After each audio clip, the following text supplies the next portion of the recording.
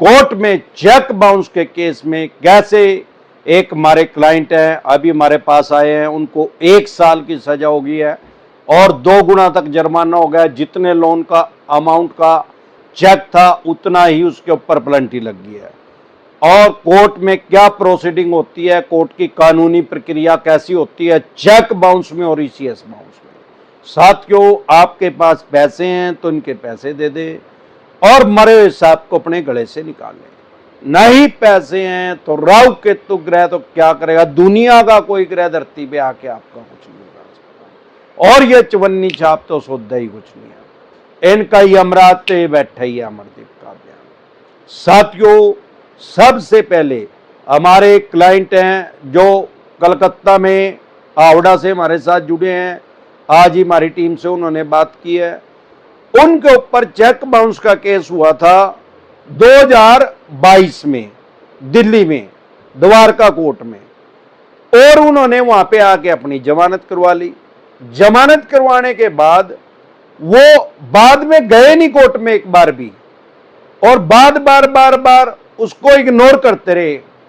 अब क्या हो गया, अब वहां से वन साइड डिसीजन आ गया। डिसीजन क्या है कि 1 साल की सजा हो गई है और डबल का जुर्माना हो गया। उसके बाद भी वो नहीं गए। अब उनको पुलिस ने अरेस्ट कर दिया है और उनको जेल में बंद कर दिया गया है। उनके फैमिली के मेंबर हमारे साथ जुड़े थे। उनको क्या करना चाहिए था भाई, 2-3 साल चल के अगर जेल का सजा हो भी गई तो नेक्स्ट कोर्ट में जाते, उसको चैलेंज करते। वो अपना मुंह छुपा के भाग रहे थे। तो साथियों, हर बार बताता हूं, बार बार बताता हूं, 3000 बार बता चुका हूं कि जो चेक बाउंस का केस है या ईसीएस बाउंस का केस है सेक्शन 25 का, इसको कभी भी हल्के में ना ले, कभी भी इसको इग्नोर ना करें। अगर आप इसको इग्नोर करेंगे, बार बार इग्नोर करेंगे जैसे इन्होंने किया, तो आपका फिर वेरिएबल वारंट इश्यू हो जाएगा, फिर भी इग्नोर करेंगे, नॉन वेरिएबल वारंट इश्यू हो जाएगा, फिर भी इग्नोर करेंगे, तो आपको पीओ घोषित कर दिया जाएगा, घोड़ा घोषित कर दिया जाएगा कोर्ट के द्वारा, तब फिर जेल का प्रावधान है। नॉन वेरिएबल वारंट NBW, उसका मतलब भी अरेस्ट वारंट ही है एक किस्म का।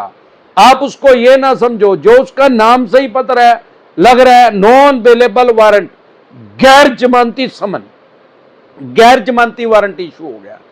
आप एक बात समझे, कोर्ट की प्रोसीडिंग को समझे।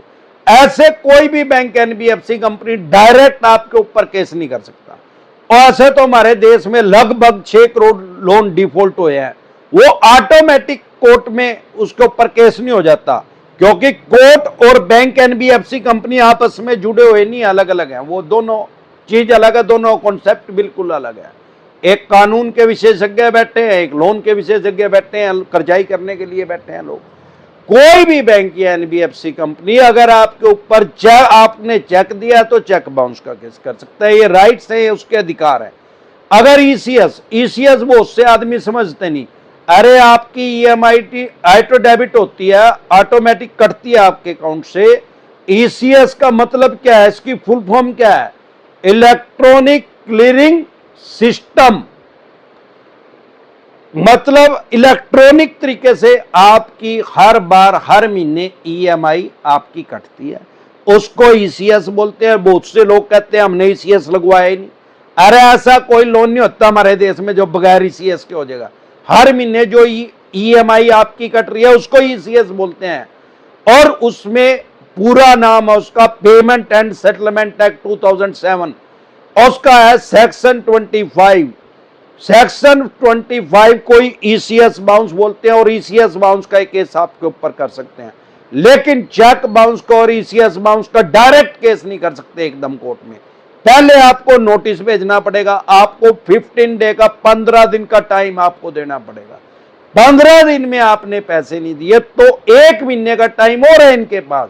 टोटल 45 डे 45 दिन का टाइम है। 1 महीने के अंदर अंदर इनके आपके ऊपर केस करना पड़ेगा। केस पुलिस स्टेशन थाने चौकी में नहीं होएगा, कोर्ट के अंदर होएगा। अगर इन्होंने कर दिया तो ऐसा नहीं है कि वहां से सीधा ही नॉन अवेलेबल वारंट इशू हो जाएगा पहली तारीख पे, ऐसा नहीं होगा। कोर्ट की प्रोसीडिंग को समझे, कानूनी प्रक्रिया को समझे। उन्होंने आपके ऊपर आरोप लगाया है कि भाई आप इतना पैसा नहीं दे रहे, कोर्ट नोटिस भेज रहा है, कानून की भाषा में समन बोलते हैं उसको। कोर्ट आपको बुला रहा है, भाई आके अपना पक्ष रखो, बताओ क्या है। और इसमें बेल भी करवानी पड़ती है, जमानत भी करवानी पड़ती है, क्योंकि ये एक्ट जो है चेक बाउंस का 138 नेगोशिएबल इंस्ट्रूमेंट एक्ट 1881 1881 में ब्रिटिश काल में बना।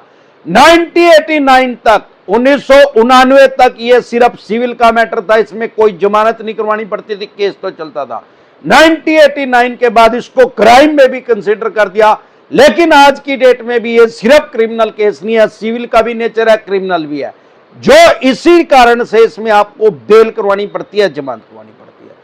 कोर्ट ने आपके पास समन भेजा, जब कोर्ट कब समन भेजेगी, जब ये आपके ऊपर केस रजिस्टर कर देंगे कोर्ट के अंदर, आपके पास चेक बाउंस का केस भेजा या ईसीएस बाउंस का सेक्शन 25 का, दोनों सिमिलर है, दोनों सेम है, दोनों सही बहने हैं।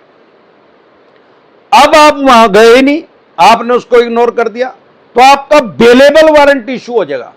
अब बेलेबल वारंट इशू हो गया तो भी आपकी जमानत इजीली हो जाएगी, कोई दिक्कत नहीं है। उसमें आप अपना रीजन रिक्वेस्ट डाल के, प्रार्थना पत्र डाल के, भाई मेरी यह मजबूरी थी जी, मैं इस कारण से नहीं आ सका और मेरे को जमानत दे दीजिए। बेलेबल ऑफेंस है, जमानती अपराध है, सेम डे जमानत हो जाएगी, बाय एंड जमानत हो जाएगी। लेकिन आप बेलेबल ऑफेंस पे भी नहीं जा रहे हो, बेलेबल वारंट पे भी नहीं जा रहे हो, तो आपका नॉन बेलेबल वारंट इशू हो जाएगा। बेलेबल वारंट भी इशू होगा तो भी आपके नियर बाय पुलिस स्टेशन से कोई आदमी आएगा, पुलिस वाला। नॉन बेलेबल वारंट इशू होगा तो उसका मतलब ही अरेस्ट वारंट है, उसके ऊपर लिखा भी रहता है सेक्शन 70 धारा 70 के तहत वो नोटिस आपके पास आता है, कभी देख लेना।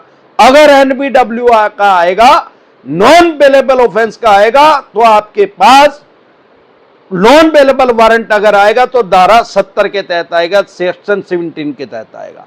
आप उसको भी इग्नोर कर रहे हैं तो फिर कोर्ट की प्रोसीडिंग रुकेगी नहीं, या तो आपको तभी अरेस्ट किया जाएगा, नहीं तो कोर्ट की प्रोसीडिंग चलती रहेगी और आपको पीओ घोषित कर दिया जाएगा, भगोड़ा घोषित कर दिया जाएगा, अगर आप एनबीडब्ल्यू के बाद भी इनको नहीं मिले। तो जब आपको भगोड़ा घोषित कर दिया जाएगा तो एक क्राइम में कंसीडर होता है, अपराध की श्रेणी में आता है। एनबीडब्ल्यू भी अपराध है भाई, आप कोर्ट की अवमानना कर रहे हैं। मैं बार बार बता रहा हूं, 1000 बार बता रहा हूं, 3000 बार बता चुका हूं, कोर्ट की अवमानना ना करें। जब भी कोर्ट से समन आए आप कोर्ट में जाके पेश हो। पैसे नहीं है कोई बात नहीं, अगर आप ईडब्ल्यूएस में इकोनॉमिक विकर सेक्शन में आपको फ्री एडवोकेट मिलेगा, नहीं पैसे है ईडब्ल्यूएस में भी नहीं है, इकोनॉमिक सेक्शन विकर सेक्शन में भी नहीं है, लोअर कैटेगरी में भी नहीं है, आर्थिक रूप से कमजोर सेक्शन में भी नहीं है, तो भी कोई बात नहीं। सेक्शन 32 एडवोकेट एक्ट आपको ये राइट्स दे रहा है कि आप अपना केस खुद से लड़ सकते हैं। आपको सिर्फ एक सिंपल एप्लीकेशन देनी है उन्हीं जज साहब के पास कि मैं नेचुरल जस्टिस के लिए, स्वाभाविक न्याय के लिए अपना केस खुद से लड़ सकता हूं, लड़ना चाहता हूं, आप मुझे इजाजत दे दें। इजली इजाजत मिल जाएगी, आपको कोई दिक्कत परेशानी आने वाली नहीं है। लेकिन अगर आप कोर्ट के नोटिस को बार बार इग्नोर कर रहे हैं, जो समन बोलते हैं, तो इसमें आपको जेल का प्रावधान है। और अब जैसे इनको जेल में बंद कर दिया गया है, 1 साल की सजा इनको बोल दी गई है। अगर ये अपनी बेल नहीं करवाएंगे, जमानत नहीं करवाएंगे, तो 1 साल तक इनको छोड़ा नहीं जाएगा। वैसे इसमें मैक्सिमम 2 साल तक की सजा हो सकती है, या डबल तक का जुर्माना, या दोनों। सामान्य बोलचाल की भाषा में 5 लाख का चेक बाउंस हुआ तो जज साहब ये कह सकते हैं कि 10 लाख रुपए इसको दो, या जज साहब कह सकते हैं 2 साल के लिए अंदर जाओ, या जज साहब अपने ऑर्डर दे सकते हैं, आदेश में दे सकते हैं कि 10 लाख रुपए भी दो, 5 के डबल भी दो और 2 साल के लिए अंदर भी जाओ।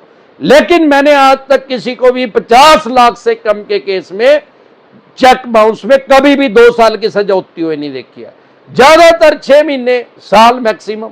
लेकिन उसमें भी बेल मिल जाती है, जमानत मिल जाती है। दिक्कत परेशानी कहां है, जब आप भगोड़ा हो जाएंगे या नॉन बेलेबल वारंट इशू हो जाएगा, पुलिस ने आपको पकड़ लिया, पुलिस आपको पकड़ के उसी स्टेट की उसी कोर्ट में पेश करेगी। हमेशा अदर स्टेट में केस करते हैं, आपके घर से 2-3 हजार किलोमीटर दूर, वहीं पे आपको पेश करेंगे और वहीं से जो भी उन जज साहब के अधिकार क्षेत्र में जो जेल होगी उसी जेल में जाना पड़ेगा। अब उस जेल में चले गए, ये नहीं है कि 14 दिन के बाद या 25 दिन के बाद आपको बरी कर दिया जाएगा, 140 दिन के बाद भी आपको बरी नहीं किया जाएगा। जब तक आप बेल नहीं करवाएंगे, जमानत नहीं करवाएंगे। तो प्रिवेंशन बेटर देन क्योर, इलाज से हमेशा परहेज बेहतर है। तो क्यों ना आप अपनी जमानत करवा ले, बाद में जेल जाने के बाद भी जमानत करवानी तो पहले ही जमानत करवा ले। फिर माननीय सुप्रीम कोर्ट तक जाते आते 40-45 साल लगेंगे, तब तक हरिद्वार ही जालोगे। डरे घबराए नहीं, अपने राइट्स जाने, अधिकार जाने, और बैंक एनबीएफसी कंपनी के भी राइट्स जाने। उनके पास ये राइट्स आए कहां से? जब आपने एग्रीमेंट किया था, आपने ही साइन किए थे, आपने ही राइट्स दिए उनको केस करने के, आपने ही अधिकार दिया, ऑनलाइन भी दिया था, लिया था तो भी आपने अप्रूवल दी थी, तब भी उनके पास राइट्स है, अधिकार है, वो आपने ही उनको दिए हैं कि भाई ये केस आप वो आपके ऊपर कर सकते हैं। तो फिर भी आप इसमें डरे घबराए नहीं, ये बेलेबल ऑफेंस है, जमानती अपराध है, सेम डे जमानत हो जाती है, बाय एंड जमानत हो जाती है। कश्मीर से लेकर कन्याकुमारी तक, आसाम से लेकर गुजरात तक अमरदीप कादियान के पैनल पे एडवोकेट काम कर रहे हैं। हम आपकी बेल करवा देंगे, जमानत करवा देंगे। आपको बेल करवानी है, जमानत करवानी है, आपको एडवोकेट चाहिए, हम आपको एडवोकेट प्रोवाइड करा देंगे। उसकी फीस कितनी होगी यह जानने के लिए आपके मेरी टीम से संपर्क कर सकते हैं। आपकी स्क्रीन पे एक नंबर आया हो, उसको सेव करके व्हाट्सएप मैसेज करके मेरी टीम से संपर्क करें। एक बार जोर से मिलकर नारा लगाएंगे। रात को मैं डेली 9 बजे लाइव आता हूं।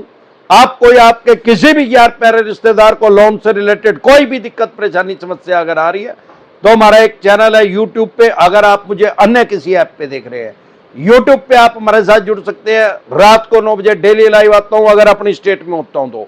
तीजो त्वारो, बारो इतवारो, आंधियो तूफानो, मीओ बारिशो, खांसियो जुकामो, नजला बुखारो, लाइव में डेली आता हूं। एक बार जोर से मिलकर नारा लगाएंगे, जय श्री